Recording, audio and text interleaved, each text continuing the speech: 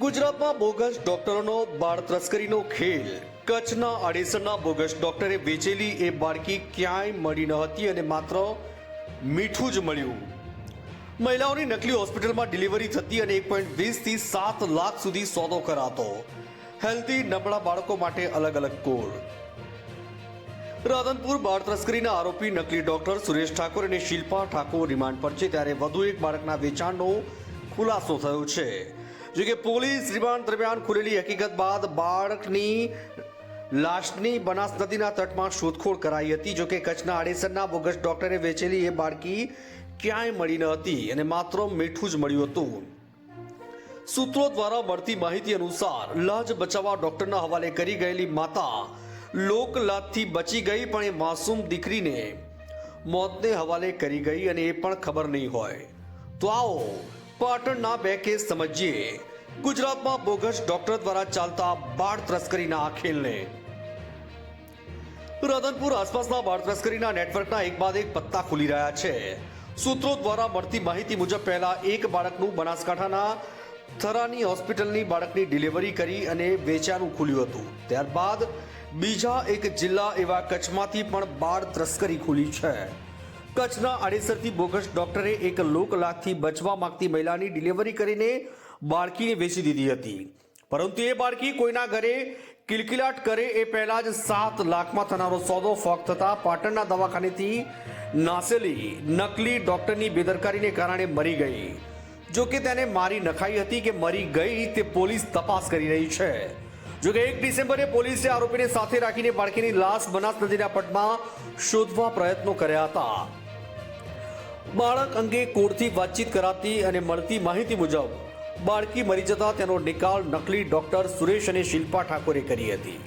આડેસરની bogus ક્લિનિકમાં Naresh દેસાઈએ બાળકીની delivery કરાવી હતી, તેની જાણ ધીરેન ઠાકોરને કરી હતી, જેથી સુરેશ અને નરેશ બંને વચ્ચે ધીરેને કોન્ટેક્ટ તેણે કરાવ્યો અને નરેશે ધીરેન ઠાકોરને કહ્યું કે એક બાળક 2 નંબરિયું આવ્યું છે। 2 નંબરિયું હોય તો 2 નંબરિયું કોડ હતો, 2 નંબરની વસ્તુ આવી છે। એમના કોડ હતો મરેલા બાળકને બગડી ગયું એમ કહેતા 1.5 મહિના પહેલા બાળકીને લઈ દાખલ કરી 2 નંબરિયું બાળક આવ્યું એટલે સુરેશ, શિલ્પા અને ધીરેન ગાડી લઈને આડેસર પહોંચ્યા હતા। બાળકી લઈને રાત્રે પાટણમાં દાખલ કર્યું હતું। સવારે જે પાર્ટીને આપવાનું હતું તેને ડાઉટ પડ્યો કે પાર્ટી કંઈક જાણ કરશે કે નહીં। 5-1 લાખનો સોદો થયો હતો, પણ પોલ ખુલે એવો ડર હતો એટલે બાળક લઈ આ ભાગી ગયો અને જતી વખતે બાળકી મરી ગઈ।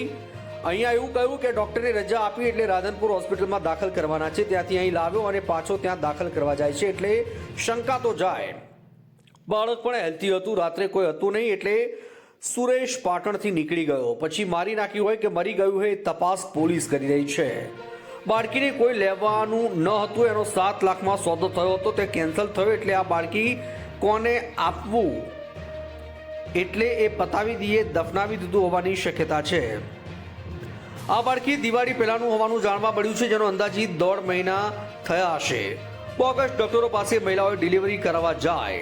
આ એક દિવસની બાળકીને લઈને દિવ્ય શાહના ત્યાં લાવ્યો હતો। 2 નંબરવાળી મહિલાઓ ડિલિવરી માટે ડોક્ટર પાસે જાય તો 2 લાખ ખર્ચ થાય, પણ આવા નકલી ડોક્ટરો પાસે જાય તો આબરૂ ન જાય અને બાળક પણ આપી દે। આમ આવી રીતે 2 નંબરવાળા લોકો આવા ડોક્ટરની મુલાકાત લેતા હોય છે। મોટી હોસ્પિટલ કોઈ રોલ આમાં હોતા નથી। આ બાળકીને પણ દિવ્ય શાહના ત્યાં લઈને આવ્યો હતો, પણ ડોક્ટરને શંકા જતા સુરેશ ઠાકોર રાત્રે બાળકી લઈને ભાગ્યો હતો। રાત્રે બાળકીને લઈને આવ્યા હતા। 1.5 મહિના અગાઉની આ ઘટનાના આડેસર બાળકીની જન્મ રાત્રે 1.5 મહિના આસપાસ રાત્રે 9 વાગ્યા આસપાસ થયો, ત્યારે આડેસર ખાતે સુરેશ ઠાકોર, શિલ્પા ઠાકોર અને ધીરેન ઠાકોર એમ 3 જવા લેવા ગયા હતા। મોડી રાત્રે પાટણ દિવ્ય શાહના લાવ્યા હતા ત્યારે ડોક્ટરોએ શંકા જતા સારવારની ના પાડતા આ બાળક લઈને પરત જતા આ બાળકીનું મોત થયું હતું। ધીરેન ઠાકોરના 5 દિવસના રિમાન્ડ માંગ્યા હતા। કોર્ટે 4 ડિસેમ્બર સુધીના રિમાન્ડ અપાયા છે। બાળકની ડિલિવરી કરવી એ બાળક કોનું હતું એમ અને કેટલા પૈસા લીધા છે।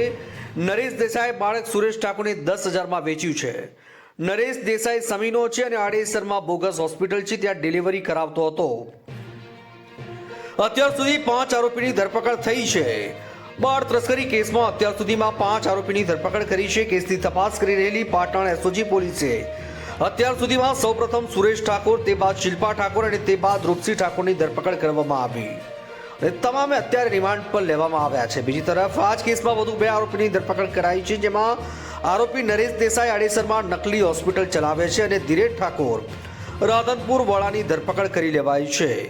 વધુ 2 આરોપીની ધરપકડ કરી તેમને કોર્ટમાં રજૂ કરી 5 દિવસના રિમાન્ડની માંગ કરાઈ. કોર્ટે 4 ડિસેમ્બર સુધીના રિમાન્ડ મંજૂર કર્યા હતા. ત્યારે આ બાળ તસ્કરીમાં વધુ નામ ખુલે તેવી સંભાવના સેવાઈ રહી છે. બાળક કોનું હતું? આવા બીજા કોઈ બાળક આપેલા છે કે કેમ? બાળક હાલ ક્યાં અને કેવી પરિસ્થિતિ છે તે બાબતે પોલીસ દ્વારા 5 દિવસના રિમાન્ડ માંગ્યા. જોકે કોર્ટે 4 ડિસેમ્બર સુધીના રિમાન્ડ મંજૂર કર્યા હતા. બાળક તસ્કરીમાં સામેલ ધીરેન ઠાકોર કોણ? સૂત્રોએ જણાવ્યું કે ધીરેન ઠાકોર એ પહેલા આરોગ્ય વિભાગમાં કરાર આધારિત નોકરી કરતો હતો. ત્યારબાદ રાજ્ય સરકાર દ્વારા કરાર આધારિતને છૂટા કરે એમ ધીરેન પણ છૂટો થયો. ત્યારબાદ ધીરેન મિત હોસ્પિટલ, સાંઈપ્રભા હોસ્પિટલમાં નોકરી કરતો અને તેનું ગુજરાન ચલાવતો હતો. ધીરેન તેના પિતાનો એકનો એક દીકરો છે. થોડા સમય અગાઉ તેના પિતાનું કુદરતી મૃત્યુ થયું છે. તેના પિતાનું કુદરતી મૃત્યુ થયું છે. તેના પિતા પાણી પુરવઠામાં નોકરી કરતા હતા અને તેઓ નિવૃત્ત હતા. ધીરેનનું વતન પ્રેમનગર ગામ છે અને તે બાળકો એટલે કે 2 બાળકો છે. તેની પત્ની છેલ્લા 10 વર્ષથી તેના પિયરમાં રહે છે અને રીસામણે બેઠી છે. થોડા સમય અગાઉ તેના કારણે તેની પત્નીએ ધીરેનના ઘરે આવીને એસિડ પીને જીવન ટૂંકાવવાનો પ્રયત્ન કર્યો. ત્યારે ધીરેન હાલ તેઓનું પોતાના મકાન વેચાતું લઈને રામનગર સોસાયટીમાં રહે છે અને છેલ્લા 5 દિવસથી તેના ઘરે તાળું છે. પોલીસ તપાસ માટે પહોંચતા લોકોના ટોળા ઉમટી પડ્યા હતા. આસપાસમાં લોકોના ટોળા મોટી સંખ્યામાં ઉમટી પડ્યા હતા.